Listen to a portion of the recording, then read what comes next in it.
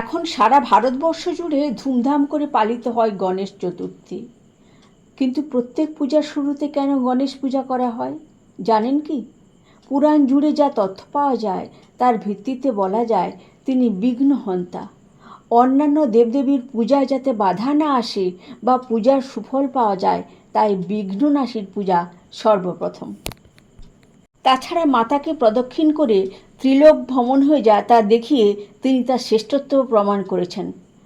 আর প্রমাণ তার অবয়বে।